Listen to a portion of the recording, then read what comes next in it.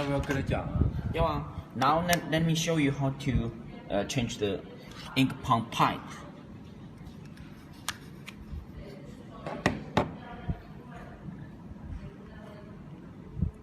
You see, take out this one,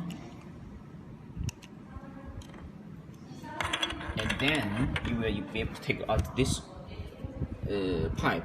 Actually, I've sent you 6 pieces. 要把这个从旧的上面取下来。 You take out these 2 from the old one and replace on the new one, and then 放到 install 新的上 again. 面，然后这边放上。放上之后，我们可以看到这个地方有个卡槽。靠近。这里。You see, there has a convex part. It should be match with. 它是对到这里的。 It should match with this line, or it will not be able to install well. 然后放上一边之后，然后把这个套在这个上面。把这个卡槽对着这里。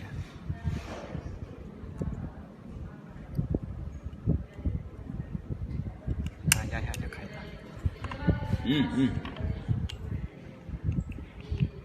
然后装上就可以了。